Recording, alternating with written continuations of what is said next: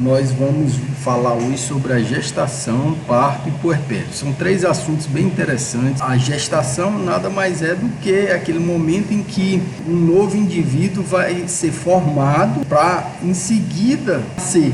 E essa última palavra aí que vocês estão vendo, chamada puerpério, talvez alguns nunca tenham ouvido falar dessa, é justamente o final do parto, né? O final do parto que caracteriza o que a gente chama de puerpério, que é o período em que o útero ele sofre um processo de involução. Vocês sabem que durante a gestação o útero ele tem um grande desenvolvimento e o feto ou os fetos eles possam se desenvolver lá dentro. Então o útero não gestante ele tem um volume determinado, né, pela espécie em geral. A espécie determina o tamanho do útero, o volume do útero, e esse volume cresce acentuadamente. Então imagine o quanto que esse órgão precisa crescer.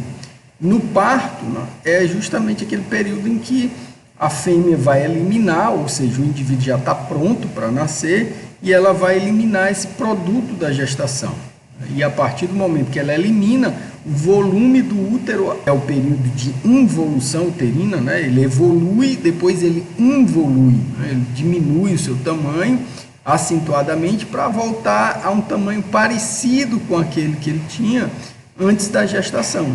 Então, é um órgão que tem uma alta elasticidade, né? O útero é um órgão que tem uma grande capacidade de crescer e aumentar o seu tamanho, em função da organização das fibras. A gente já falou que esse útero tem uma grande capacidade de motilidade, né, que essa motilidade fica suspensa durante a gestação, e durante o parto ele readquire essa motilidade, ou seja, o miométrio, que é aquela camada muscular do útero, ele readquire a capacidade de se contrair durante o parto e durante o puerpério, né? O período de gestação, o período de crescimento do útero, desenvolvimento. O período do parto é o período em que o útero reativa a sua capacidade de contratilidade, que ele vai se contrair justamente para expulsar o feto que já está pronto para o nascimento, e depois ele sofre o que a gente chama de involução, ele diminui acentuadamente o seu tamanho, o seu volume. Os ciclos reprodutivos que a fêmea tem, no caso dessas fêmeas domésticas, a gente viu que ela tem um ciclo que nós chamamos de ciclo estral, né, que é característico porque ela tem uma fase de comportamento, que é o estro, em que ela aceita o macho. Então, no ciclo estral, ele se caracteriza pela fêmea ter a capacidade de, em determinado momento, que a gente viu que varia entre as espécies. Então, esse período de ciclo é o período em que a fêmea está se preparando para o momento seguinte. O útero já deve estar preparado, né? O ciclo estral, ele prepara o útero para que, efetivamente, se houver fecundação, a união entre os gametas, o útero tem que estar preparado para que a gestação se inicie, no momento em que ocorre a fecundação.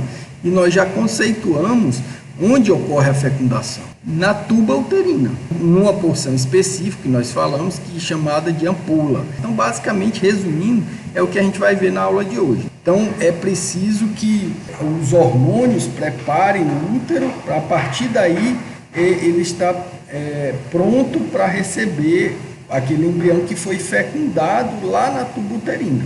Então, esse período de transição em que o embrião passa da tuba uterina até o útero é um período ainda que está finalizando a preparação do útero para que esteja pronto quando o embrião chegar lá. E o interessante que a gente vai ver aqui é que quando esse embrião chega no útero, ele não se implanta imediatamente, ele passa algumas horas, né? Pode ser uma duração de 24, 48 e até 72 horas, antes de efetivamente se implantar na parede do útero. Por isso é importante que a gente relembre os conceitos que nós falamos nas primeiras aulas sobre a mucosa uterina. A gente viu que o útero ele tem basicamente três camadas, né? Uma camada mais externa, que é chamada de serosa, uma camada mais interna, que é chamada de miométrio, né? Que é a camada muscular do útero, e uma camada bem mais interna, que é chamada de mucosa ou endométrio, né? Então é nessa mucosa ou endométrio que o embrião vai efetivamente se implantar. No momento que ele se implanta na parede do útero, na mucosa do útero, ele efetivamente inicia-se o processo de placentação, ou seja, de formação da placenta, que é uma característica presente principalmente nos mamíferos. Para que haja preparação do útero, 2 hormônios são fundamentais: o estrógeno, que a gente já comentou sobre ele, e a progesterona. A função básica do estrógeno: proliferar o epitélio, o crescimento dos ductos das glândulas endometriais, ou seja, a estrutura do endométrio do útero, né, ele está pronto, preparado, quando essas glândulas endometriais elas se desenvolvem, o endométrio se desenvolve. Isso ocorre durante as fases foliculares dos ciclos ovarianos, do ciclo estral das fêmeas. Então, os estrógenos são fundamentais para isso, para proliferar o endométrio, né? E além disso, também proliferação do miométrio, que é a camada de músculo, né, que também é importante para que o útero tenha a capacidade de se distender, né, e estar pronto para a gestação. Então, a progesterona é um hormônio que induz a secreção de um espesso muco, né? Então, a progesterona ela é fundamental para uma segunda fase do processo da gestação. Primeiro, a gestação se inicia com a fecundação, esse embrião fecundado migra até o útero, uma vez no útero ele vai sofrer a implantação. Então, depois que ocorre a implantação, nesse período inicial, a progesterona é importante para promover a produção de muco, principalmente na cérvix uterina, para realizar o tamponamento da cérvix. A gente viu que a cérvix é a entrada do útero, né? A entrada que liga a vagina. Se ela se liga à vagina, ela tem contato com o meio externo. A vagina, por sua vez, desemboca na vulva, né? Finaliza na vulva, onde o meio externo, o ambiente, né, está propício para receber micro-organismos. Então, para evitar que esses micro-organismos penetrem na cérvix e, consequentemente, cheguem até o útero, a progesterona ela promove uma secreção, um muco bem espesso, para que ela tampone a cérvix, ou seja, feche a cérvix. Então, durante a gestação, a cérvix deve estar fechada. Uma vez fechada, ela impede que substâncias estranhas ou micro-organismos eles penetrem no útero, porque o útero precisa ser um ambiente estéril para que o embrião consiga se desenvolver. E também esses hormônios produzem uma substância, né, para que o embrião consiga se nutrir, né? Então tenha nutrição antes de formar a placenta. Se a gente for dividir a gestação, a gente pode dividir ela em 3 períodos básicos: o que a gente chama de período de zigoto, né, ou período embrionário inicial. Alguns livros eles trazem só 2 períodos, né, que seriam o período embrionário e o período fetal. Esse período de zigoto, né, é uma diferenciação, um desdobramento desse período embrionário, porque o zigoto nada mais é do que um embrião na sua fase inicial. Então, o que é o zigoto? O zigoto nada mais é do que aquelas células que se uniram, o espermatozoide e o óvulo. O espermatozoide é o gameta masculino, que vocês já viram, que ele é formado nos testículos, é eliminado na ejaculação, cai no trato reprodutivo da fêmea. A partir daí ele migra, né, seja da porção vaginal da fêmea, da cérvix, passa pelo corpo do útero, córneos uterinos, chegam até os ovidutos ou as tubas uterinas, e lá eles aguardam, né, ou encontram com o óvulo, né, que sofreu a ovulação. Então, nesse momento, esse período de zigoto é o período nada mais do que a união dos gametas, ou seja, é o período em que a célula ovo se uniu com o espermatozoide e formou, o óvulo, né, se uniu com o espermatozoide e formou uma única célula agora. Vocês lembram que essas células, esses espermatozoides, esses gametas, os espermatozoides e o óvulo, são células haploides, ou seja, elas têm metade do número de cromossomos determinado para a espécie. Então, significa que quando essas células se unem, elas restabelecem aquela condição diploide de todas as células do nosso organismo, dos organismos dos indivíduos, né? Ou seja, quando a célula se restabelece essa condição diploide, agora as células que surgem dali, elas passam a ser células com o número normal de cromossomos para a espécie. Então, vamos supor, na nossa espécie nós temos 46 cromossomos, então os gametas masculino e feminino, cada gameta tem 23 cromossomos.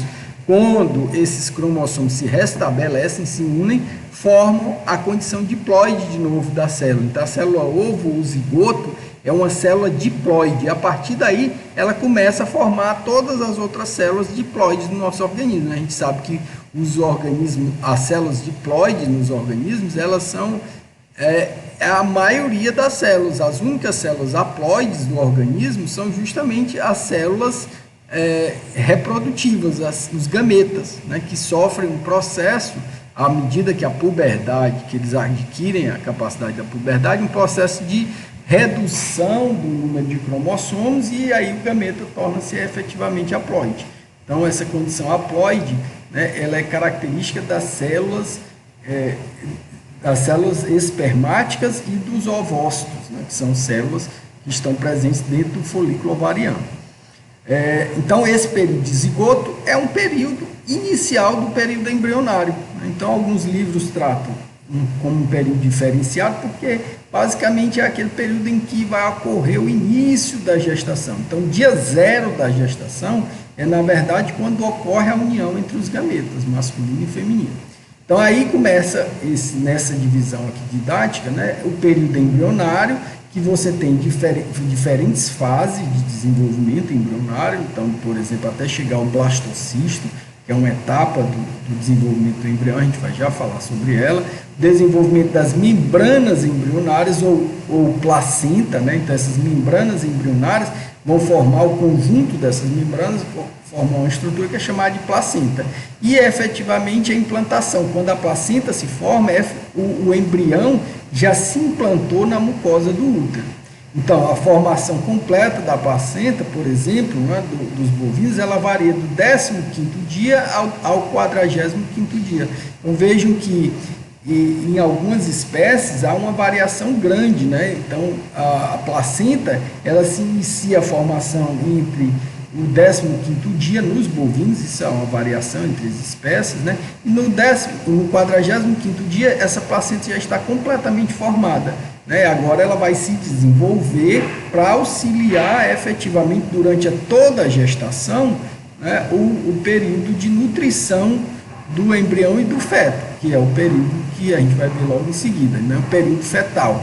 Então, o que caracteriza esse momento de transição entre esse período embrionário e o período fetal? É justamente o período fetal se caracteriza quando o embrião já formou a placenta, né, e já formou todos os seus órgãos internos, ou seja, o embrião ele já tem uma característica que é a formação dos órgãos internos. Então, isso significa que agora ele passa por um período fetal, que agora é o período de desenvolvimento desses órgãos e maturação desses órgãos, até o final da gestação, quando ocorre o parto. Então, nos bovinos, por exemplo, do 46º dia até o parto, aproximadamente, é o período fetal. O período embrionário é curto, porque se a gente levar em consideração que a gestação do bovino, em média, tem 280 dias, né, 280, 290 dias, a gente vai ver que esse período ele é variável entre as espécies, e dentro das espécies a gente tem variações entre raças também, né, desse período gestacional, e outros fatores também que determinam um período menor ou um período maior de gestação. A gente vai ver que tem variações, mas em média esse período de gestação do bovino é de 280 dias. Se a gente levar em consideração que o período embrionário finaliza no 45º dia, então a maior parte da gestação dos bovinos, por exemplo, né, tomando essa espécie como exemplo, ele vai entre a espécie bovina. Então vamos lá, então a duração da gestação, como eu falei, ela varia entre os indivíduos, mas tem fatores que a gente divide em fatores maternos e fatores fetais que caracterizam a diminuição ou o aumento do período gestacional. Então, entre os fatores maternos, a gente a idade da mãe, a alimentação. Então, a idade da mãe pode ter interferência nesse período da gestação. Por exemplo, fêmeas muito jovens, né, que iniciam a gestação muito jovem, a gente viu lá que na puberdade, essa variação, né, de idade à puberdade, a gente caracterizou o que a gente chama de idade, puberdade fisiológica e a puberdade zootécnica. A puberdade zootécnica é aquele período onde a fêmea efetivamente adquiriu um peso corporal compatível com para que ela possa ter uma gestação com a menor probabilidade de problemas durante a gestação. Então, fêmeas com idade muito jovem, né, fêmeas muito jovens tendem a ter uma redução do período gestacional. Então, porque ela ainda não desenvolveu adequadamente seu score corporal, seu peso corporal, né, comprimento corporal, então ela acaba tendo o feto cresce mais rapidamente e isso faz com que o espaço que ele tenha para se desenvolver, que é o abdômen da fêmea, né, que é a cavidade abdominal, ele acaba estando reduzido, uma vez que ela não atingiu aquele peso corporal grande, adequado para o início da gestação. Então, há uma tendência que as gestações fiquem mais curtas, né, porque o espaço reduz e aí o parto ele torna-se mais rápido. Né? A probabilidade dessa fêmea ter um problema durante o parto ela é muito maior. Por isso que a gente caracterizou aqueles períodos que nós chamamos de período zootécnico, puberdade zootécnica e puberdade fisiológica. Fisiologicamente, a fêmea pode estar apta já a iniciar a gestação, mas zootecnicamente é interessante que essa fêmea só tenha uma gestação quando ela adquira um tamanho corporal adequado, justamente porque esses fatores maternos podem interferir na duração da gestação. A alimentação é óbvia, né? Então, uma fêmea malnutrida, ela tende a prolongar a gestação. Uma vez que ela é malnutrida, ela vai formar o embrião e o feto mais lentamente. Então, há uma tendência de prolongamento do tamanho da gestação quando você tem uma alimentação não balanceada. Por isso é importante a gente entender o período gestacional como um período especial para a fêmea, onde ela precisa receber uma nutrição adequada para aquele estado fisiológico que ela está. Então, a nutrição ela se altera, né? A alimentação ela deve ser alterada dependendo do período fisiológico que a fêmea está. Então, se ela está simplesmente ciclando, né? Ela precisa receber uma alimentação com determinada quantidade de nutrientes ou um determinado balanceamento para aquela fase fisiológica. No momento em que ela passa por uma segunda fase fisiológica, que é o período da gestação, ou seja, que ela altera o comportamento hormonal, e a gente vai ver que esse comportamento hormonal ele se altera bruscamente, é necessário a gente entender isso para que se forneça uma alimentação adequada para aquele período. Lembre-se que no período da gestação ela está formando um novo indivíduo. Então, se ela está formando um novo indivíduo no seu ventre, né, no útero, ela precisa receber um aporte nutricional para que ela consiga realizar suas demandas metabólicas próprias, inerentes a ela, e também, ao mesmo tempo, consiga aumentar a sua demanda metabólica para que ela forme um novo indivíduo. Então, dentro do útero vai estar formando um indivíduo que está formando músculo, está formando osso, né? O feto vai formar o início da formação óssea, tecido ósseo, e diversos outros tecidos, muscular, músculo liso, músculo esquelético, músculo cardíaco. Então, um novo indivíduo está sendo formado ali dentro. E de onde vêm os nutrientes que a mãe recebe durante essa fase da gestação? Justamente da alimentação. Então, essa alimentação ela precisa ser adequada para aquele período, para que o período gestacional fisiológico se mantenha. Então, fêmeas mal nutridas, mal alimentadas durante a gestação, elas tendem a ter um prolongamento da gestação. Então, isso são exemplos de fatores maternos que alteram a duração da gestação. Agora, também tem fatores fetais, né, ou fatores embrionários, que é inerente ao indivíduo que está em desenvolvimento, né, que também alteram o tamanho, né, ou a duração da gestação. O exemplo aqui nós colocamos dois, né? Então tem mais exemplos, mas dois bem característicos. O tamanho da ninhada, né? No caso de animais que têm vários fetos por gestação. Então há uma tendência que quando a fêmea tem mais fetos por gestação, a gestação torna-se mais curta. Então a gestação ela acaba encurtando o seu período justamente pelo tamanho e a quantidade de indivíduos que está se desenvolvendo, que estão se desenvolvendo dentro do útero. Então, se a gente tomar como exemplo a nossa espécie, né, a gente sabe que mulheres que têm gêmeos, trigêmeos, quadrigêmeos, quanto mais indivíduos estão sendo formados ali no útero da espécie humana, menor é o encurtamento do período gestacional. Então, por exemplo, uma mulher que tem quadrigêmeos, ou seja, tem 4 fetos sendo formados ao mesmo tempo, na mesma gestação, ela acaba tendo uma redução drástica no tamanho, na duração da gestação. Por quê? Isso é óbvio, né? Porque o espaço reduz acentuadamente. E a gente vai ver que o parto ele é desencadeado por um momento que é chamado de estresse fetal. Então, quando o feto fica estressado, e o estresse vem muitas vezes pelo tamanho daquele espaço que fica altamente limitado, e ele vai formando um hormônio que é chamado de cortisol, que é o hormônio do estresse, o feto acaba antecipando o nascimento. Então, uma mulher que tem quadrigêmeos,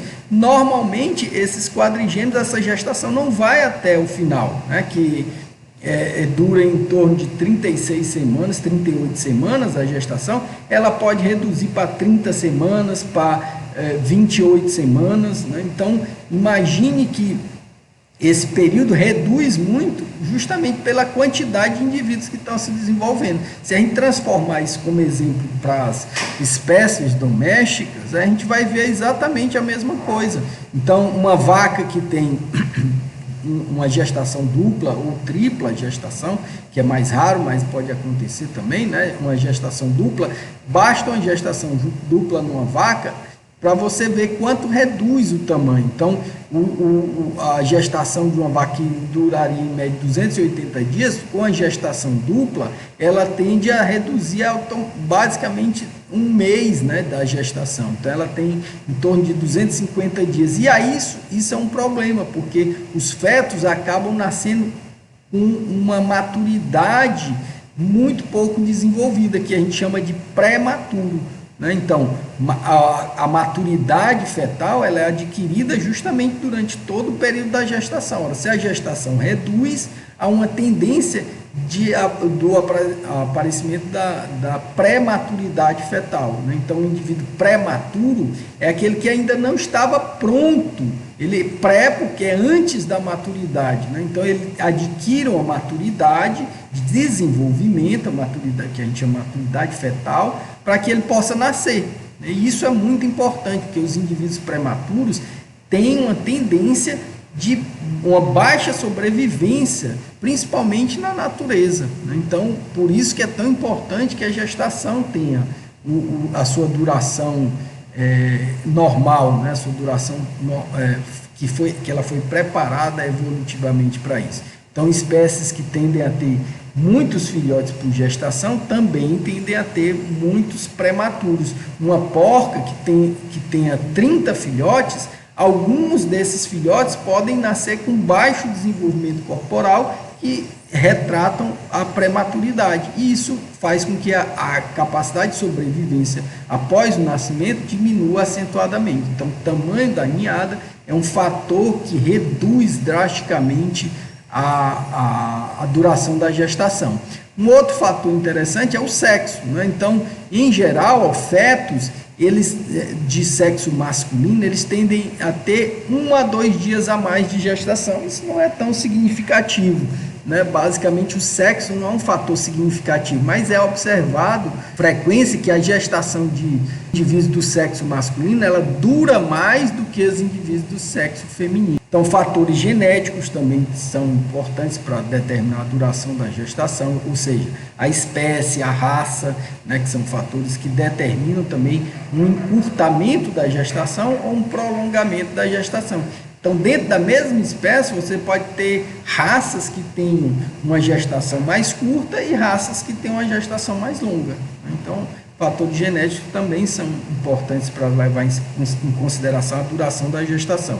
E fatores ambientais. A estação do ano também é um fator que pode fazer com que haja um prolongamento ou encurtamento da gestação. Normalmente, o prolongamento da gestação. Por quê? Fatores ambientais, onde a fêmea fica gestante numa época onde você tem carência de alimentos, seja por um período de seca, né? Então, imagine que a fêmea ficou gestante num período onde a carência alimentar no ambiente era muito grande, né? Então, isso ocorre normalmente nos períodos de seca, onde as pastagens têm um menor valor nutritivo, né? E, consequentemente, isso é um fator ambiental, né? A estação do ano pode levar a uma diminuição nos fatores alimentares, que a gente acabou de ver que essa alteração na alimentação, ela pode levar a um prolongamento da gestação. Então, fatores ambientais também determinam o tamanho da gestação. Então, aqui a gente coloca 4 exemplos de fatores que têm relação com a duração da gestação. Então, vejam que a gestação ela é muito variável, inclusive dentro da mesma espécie. Né? Ou seja, na espécie humana, na espécie bovina, nos suínos, em qualquer espécie, esses fatores podem influenciar em maior ou em menor intensidade na duração da gestação, tá? Então vejam aqui, ó, essa tabelinha, ela foi tirada de um livro que é uma fonte bem interessante, que a gente recomenda para vocês lerem, né? Que é o Rafez, né? Reprodução animal. Ele caracteriza lá um tempo médio de gestação. Veja que nos bovinos ele coloca aqui 278 dias, né? Óbvio que isso é uma média, né? Vocês sabem muito bem, vocês já viram estatística, o que a média quer dizer, né? Ela representa, né, uma duração característica daquela espécie, uma duração média que pode variar pelos aspectos que eu acabei de falar no slide anterior. Né? Bubalinos tendem a ter uma duração maior do que bovinos, então 210 dias mais ou menos, ovinos, 248 dias, caprinos 250 dias. Óbvio que isso aqui é muito parecido, né? Chega a ser insignificante essa diferença aqui de 2 dias entre as espécies ovinas e caprinos, né? Então, em média, para facilitar, você pode arredondar esses números aqui e ajudar a fixar, né, o período de gestação. Então, a gente arredonda para os bovinos 280 dias, para os bubalinos 310 dias, para os ovinos e caprinos 150 dias, para os suínos, dentre essas espécies todas aqui, os suínos são uns que tendem a ter um período gestacional mais homogêneo, inclusive, né? Então 114 dias, né, 115 dias em média de gestação. Equinos, 335 dias. Então, se a gente for ver, a espécie equina é uma espécie que tem o maior período de gestação, leva quase um ano, né, para formar um equino, equídeos de uma maneira geral, né? Não só os cavalos, né? Os suínos, os asininos também, os jumentos, têm um período gestacional bem parecido. Inclusive, essas espécies elas podem se hibridizar, né? Ou seja, pode haver o cruzamento entre espécies, né? Ou seja, a espécie equina e a espécie asinina, e aí daí resulta um híbrido que é chamado de muar, né? O burro, né? Mais popularmente conhecido, que normalmente são indivíduos, e por serem híbridos, eles são inférteis, ou seja, eles não reproduzem, né? Então essa característica da hibridização entre as espécies, ela pode acontecer com grande intensidade, e normalmente os indivíduos resultantes desse cruzamento entre espécies são indivíduos híbridos, ou seja, eles não são indivíduos férteis, eles não reproduzem. Mas já houve casos de se observar, né, indivíduos híbridos reproduzindo, inclusive, né, a hibridização entre equinos e asininos, que é uma das mais conhecidas, né, de resultar no muar fértil. Mas não é o normal, não é o que acontece. O processo da hibridização entre essas espécies, elas causam um problema que é a esterilidade, né? A infertilidade. O que eu falei até agora, pessoal, é relacionado ao processo de características gerais da gestação. Primeiro, para que ocorra isso, precisa haver uma etapa muito interessante, que é o reconhecimento materno da gestação. A mãe, ela gesta esse indivíduo, mas ele é um indivíduo estranho imunologicamente ao organismo materno. Então, é preciso que a mãe reconheça a gestação. Reconhecimento materno da gestação é um processo imunológico, em que a fêmea precisa reconhecer e não produzir anticorpos para destruir esse indivíduo que vai se implantar na mucosa uterina.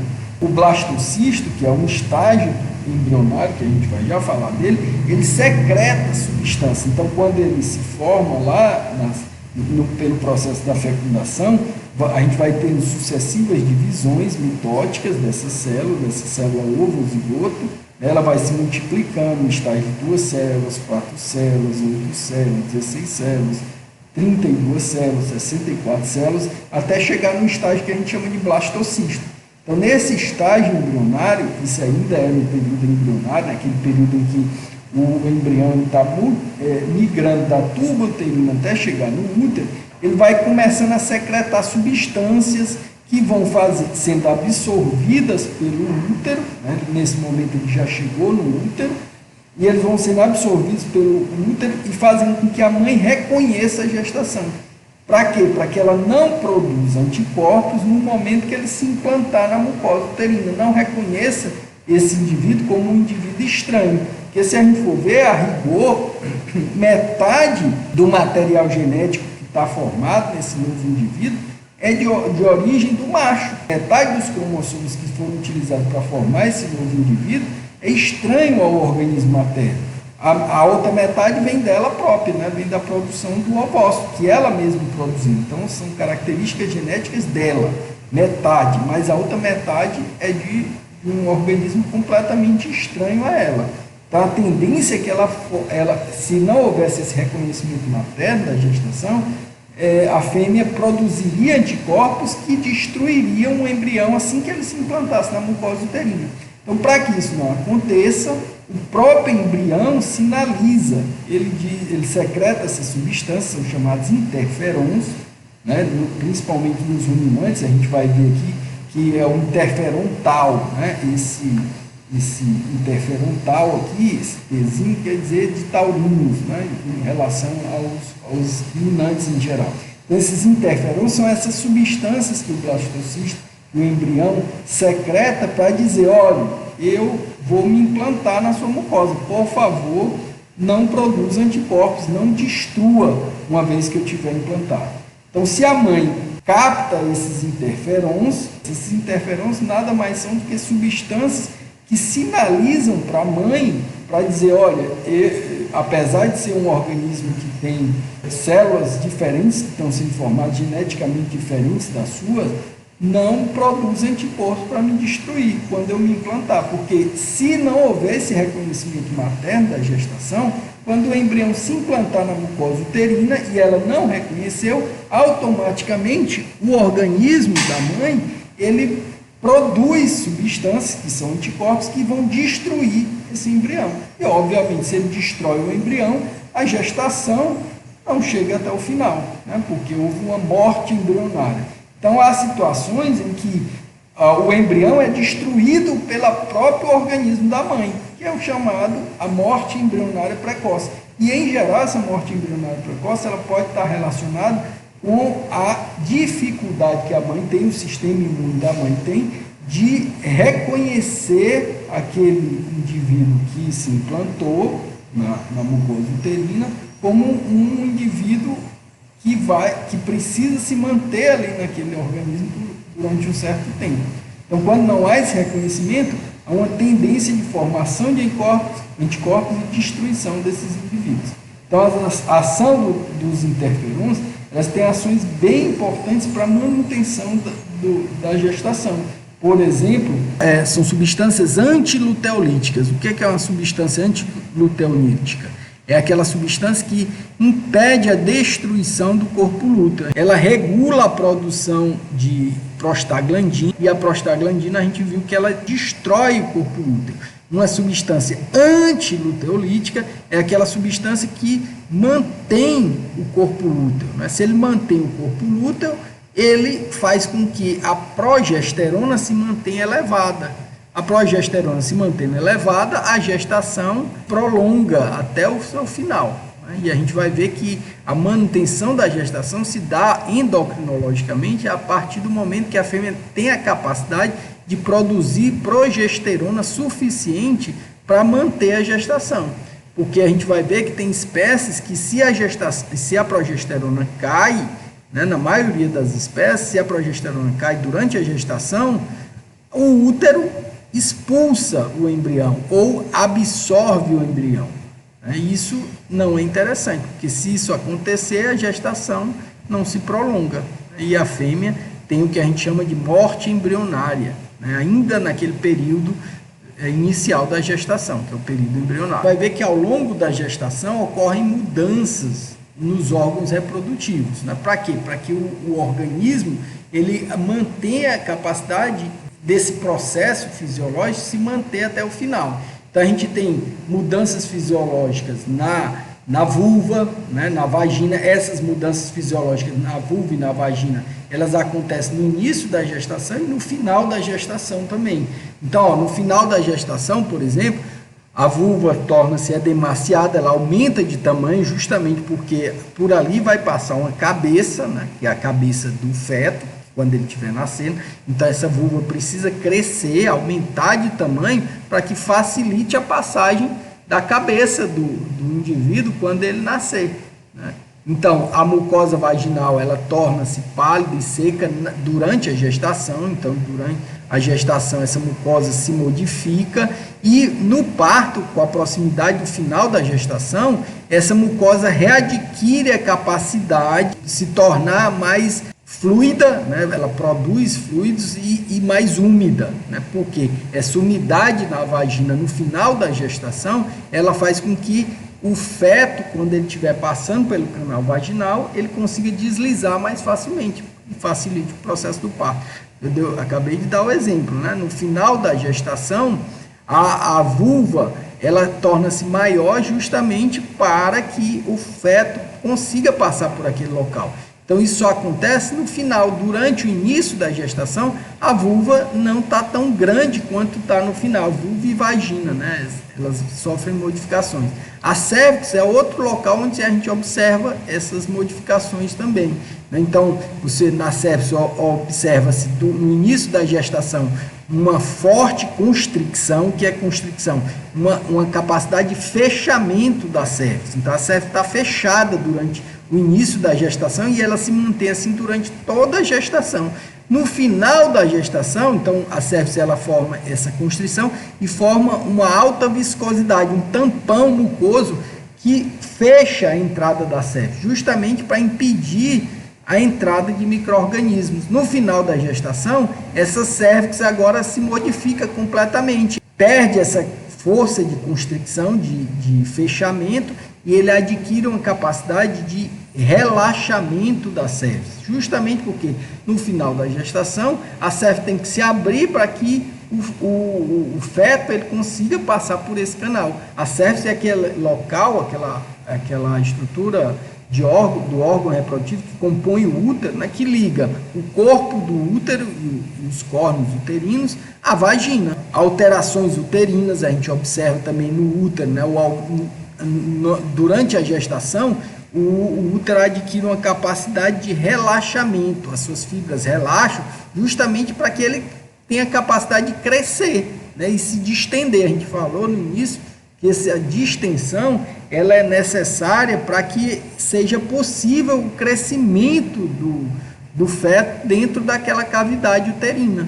Então, o aumento gravídico, né, essa é uma das principais alterações durante a gestação. Ele torna-se relaxado, então o miométrio, que a gente diz, ele permanece quiescente.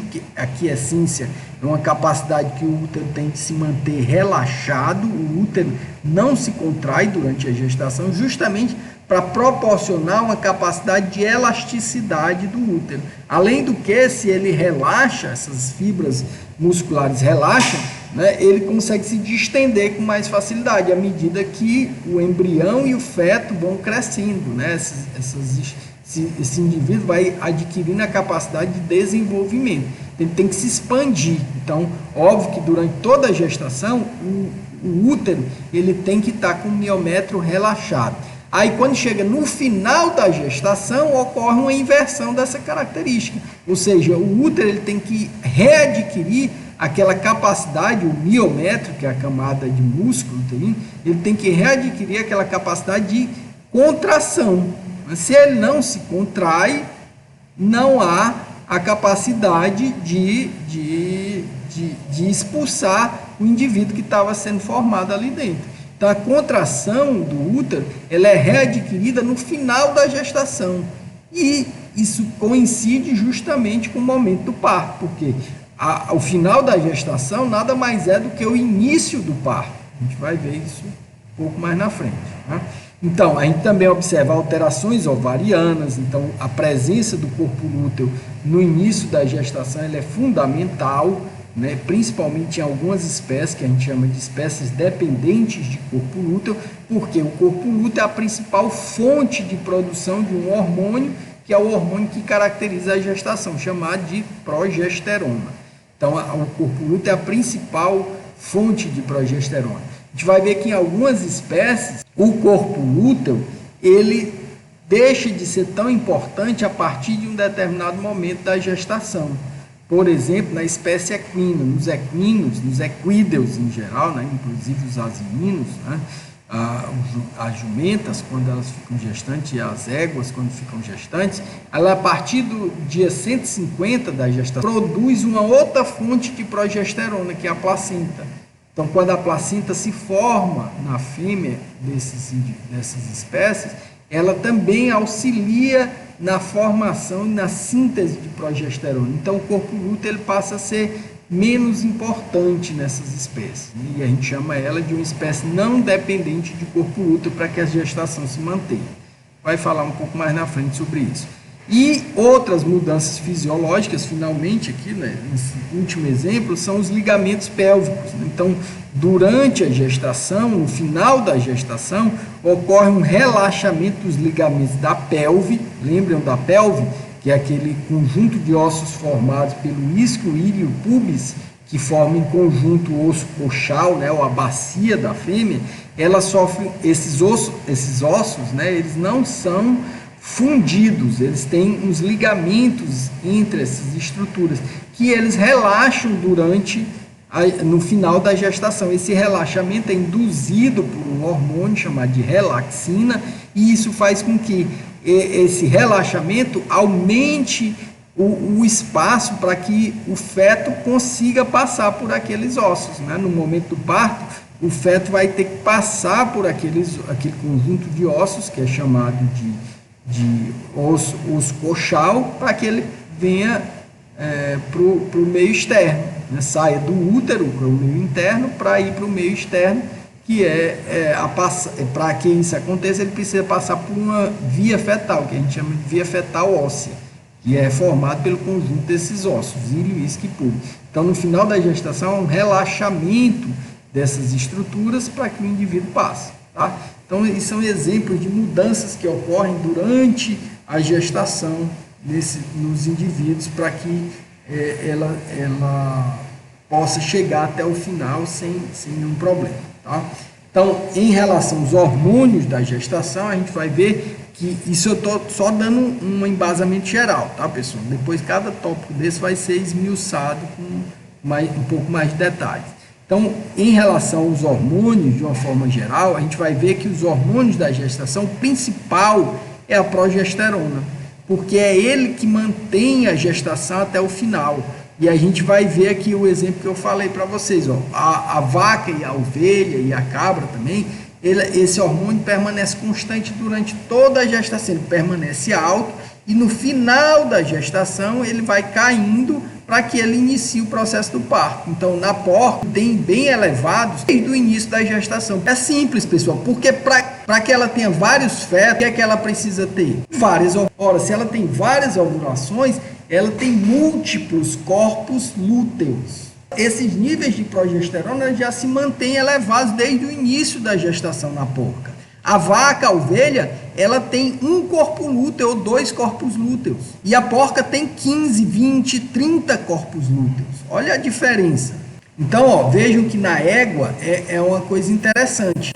Na égua, diferente da porca e da ovelha e da cabra, que a gente está mostrando aqui, o corpo lúteo, ele tem uma grande importância do 35º dia, a produção de progesterona pelo corpo lúteo, até o dia 150 da gestação. A partir desse dia 150, o corpo lúteo ele deixa de ser tão importante na égua em comparação com a porca e com a ovelha, porque a placenta da égua começa a produzir progesterona também.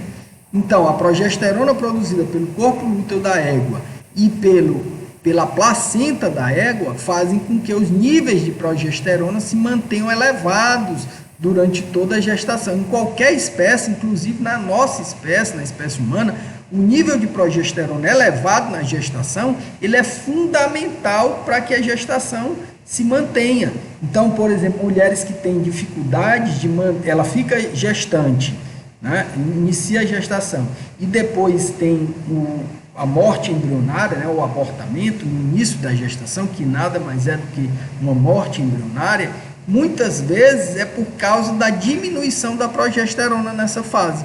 Então, se a progesterona diminui, né, o útero ele não se mantém num ambiente apropriado para que a gestação permaneça, porque o endométrio ele se mantém espessado pelo auxílio da progesterona. Então, algumas mulheres que têm dificuldade de manter a gestação, têm abortamentos, ou têm morte embrionária, né, precoce, elas têm que tomar artificialmente, ficam gestantes e querem manter a gestação, então o médico prescreve para ela lá progesterona sintética, né? Então essa progesterona sintética, ela vai tomar por via oral ou por via injetável, ela vai fazer com que os níveis de progesterona se mantenham elevados, né? E aí isso auxilia na manutenção da gestação, e aí ela não tem mais o abortamento, porque uma das coisas que faz com que o parto seja antecipado ou o indivíduo seja abortado é justamente a queda da progesterona.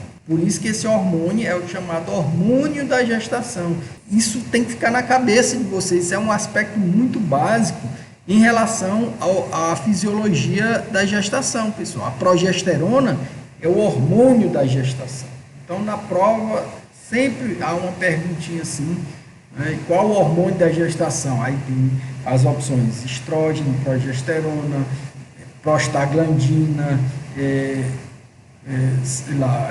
relaxina, né? Tem as opções lá, qual que você vai escolher? A progesterona. O progesterona é o hormônio da gestação. Os outros hormônios, eles podem até ter variações, mas se a progesterona variar acentuadamente, a gestação não chega até o final.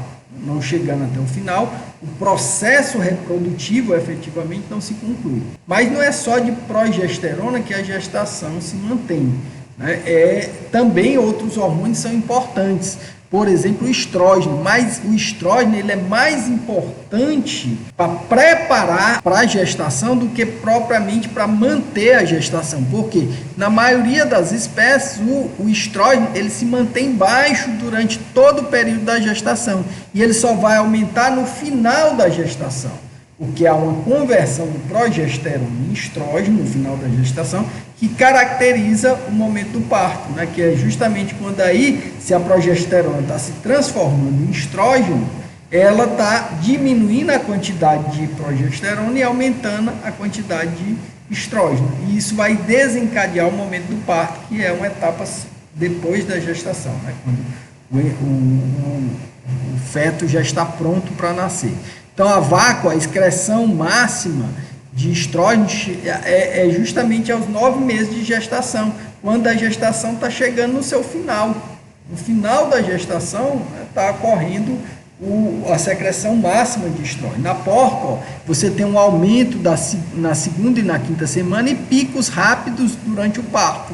Então, é um pouco diferente, você aumenta um pouquinho a secreção de estrógeno na porca né, na segunda e na quinta, depois esse hormônio baixa, né, e você vai ter picos, ou seja, elevações de estrógeno próximo ao parto. O parto é o momento do final da gestação.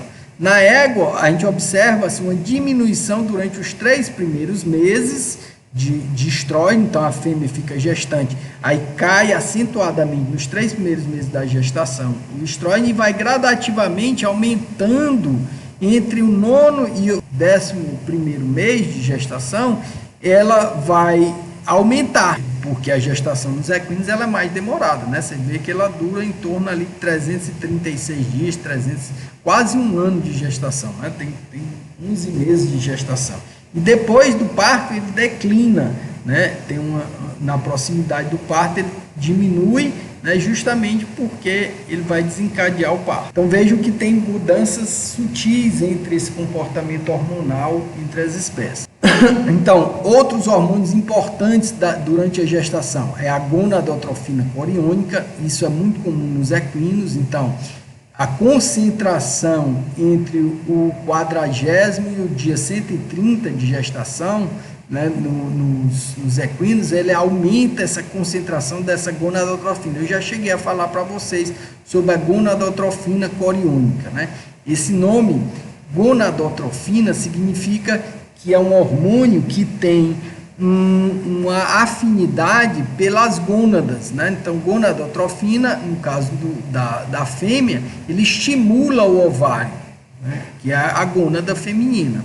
Coriônica, porque ela é produzida na placenta, numa membrana placentária chamada de córion. Córion é uma das membranas que compõem a placenta. Então, a placenta dos equinos, ela produz uma gonadotrofina que é chamada gonadotrofina coriônica equina, ECG. Isso ocorre, esse aumento dessa concentração, entre o 40º dia e o dia 130 de gestação. Esse hormônio é produzido e ele cai na circulação materna, produzindo uma luteinização dos folículos que estão presentes no ovário da égua. Ora, se os folículos se luteinizam, eles começam a formar corpos lúteos, que nós chamamos corpos lúteos acessórios. Esses corpos lúteos acessórios, eles são importantes para aumentar as concentrações de progesterona na égua. E a gente viu que a partir do dia 150, essa concentração de progesterona também é estimulada, esse aumento na concentração de progesterona também é estimulado pela própria placenta, tá? Que produz isso. Ó. Então, gonadotrofina coriônica, ela luteiniza os folículos que estão presentes nos ovários, aumentando as concentrações de corpos lúteos. Então, ele mantém os corpos lúteos, nós chamamos de corpos lúteos secundários da gestação. Na nossa espécie, esse hormônio também é importante para realizar o diagnóstico da gestação nos equinos. Então, se eu coletar o sangue de uma égua a partir do 40º dia de gestação e observar níveis elevados desse hormônio aqui, eu vou poder inferir com grande probabilidade que essa fêmea está prenha. Por quê? Porque esse hormônio só é formado se houver placenta, né, que é o córeo, que é uma membrana placentária. Ó, se a fêmea começou a produzir esse hormônio, é sinal que uma placenta está sendo formada no útero, né? E, consequentemente, a fêmea está gestante. Então, o hormônio também é utilizado para diagnóstico de gestação, né? Só que para dosar esse hormônio, ele às vezes é caro, né? Então, isso faz com que outros métodos de diagnóstico sejam mais utilizados. Então, você pode fazer a palpação retal para saber se a égua está prenha, em vez de dosar o hormônio, que é mais barato. Fazer esse diagnóstico de gestação por palpação retal ou pela ultrassonografia, né? Se você utiliza um equipamento de ultrassom e observa o embriãozinho no útero, você pode dizer que a fêmea está prenha, né? E aí o diagnóstico está feito. Então, mas esse hormônio também é utilizado para diagnóstico de gestação. Na mulher é muito comum, a gente também tem a produção da gonadotrofina, só que na gonadotrofina na mulher a gente chama gonadotrofina coriônica humana, né, que é o HCG ou beta-HCG. Então, quando a mulher está gestante, o médico diz, ó, com a suspeita de gestação, uma das primeiras suspeitas de gestação que a nossa espécie tem é justamente a não repetição do ciclo menstrual, né? Então, a menstruação atrasou e quando a menstruação atrasa, pode ser um sinal de que está havendo gestação. Então, aí, minha menstruação está atrasada há 40 dias. Né? Aí o médico vai lá, prescreve um exame, que é a dosagem de beta-HCG, e a beta-HCG, se ela der elevada, é sinal muito provável que a mulher está gestante. Né? Ou faz um ultrassom, né? Que também já dá para ver o embriãozinho lá. Então, isso, pessoal, são exemplos de hormônios produzidos durante a gestação em algumas espécies e que são utilizados como método de diagnóstico de gestação ou como fatores fisiológicos para manter a gestação. Então, o exemplo que eu estou dando aqui é nos equinos. Então, nos bovinos não há uma secreção intensa, mensurável no sangue das fêmeas bovinas. Portanto, essa gonadotrofina não é detectável, né, nos exames nos bovinos. Então, ela não é utilizada como método diagnóstico, porque a placenta dos bovinos não é diferente da placenta dos equinos, a gente vai ver. Consequentemente, ela não forma essas gonadotrofinas. E um outro hormônio muito importante da gestação, produzido durante a gestação, é um hormônio chamado relaxina. E ele é produzido principalmente no final da gestação pelo corpo lúteo. Então, no final da gestação, o corpo lúteo que passou toda a gestação produzindo progesterona, ele no final da gestação ele começa a sintetizar um outro hormônio que é chamado de relaxina. Ele tem esse nome porque ele promove um relaxamento, principalmente dos ligamentos pélvicos. Então, aquele exemplo que eu falei para vocês, em que a fêmea no final da gestação, isso é bem comum nos bovinos, né, essa formação da relaxina, ela promove um relaxamento da pelve, dos ossos íleo e isquipúbis, aumentando o espaço entre esses ossos e, consequentemente, facilitando a passagem do feto no momento do parto. Por isso que ela é produzida só no final da gestação. Outro aspecto importante que a gente vai precisar falar para vocês é em relação à nutrição. Isso é uma característica muito inerente do curso de vocês, né? da zootecnia. Então, é por isso que esse ponto é importante a gente entender. Eu já falei que aspectos relacionados à alimentação ou aspectos relacionados especificamente à nutrição, né, eles têm relação importante para que a gestação se mantenha. Eu falei para vocês que fêmeas malnutridas, elas dificilmente, elas têm dificuldade até de ciclar. Ora, se ela não cicla adequadamente, ela não produz óvulos. Se ela não produz óvulos ou tem dificuldade de eliminação dos óvulos, né, que é o processo da ovulação, ela não está ciclando.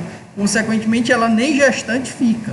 Então, a nutrição ela é um fator que deve ser muito importante, inclusive para manter a ciclicidade da fêmea e dar oportunidade dela efetivamente reproduzir. Uma fêmea que não reproduz na criação, ela está dando prejuízo à criação, né? Porque ela está consumindo o alimento, está gerando custo e não está dando nenhum benefício em troca, seja a produção de leite, seja a produção de carne, né, ou a produção de novos indivíduos.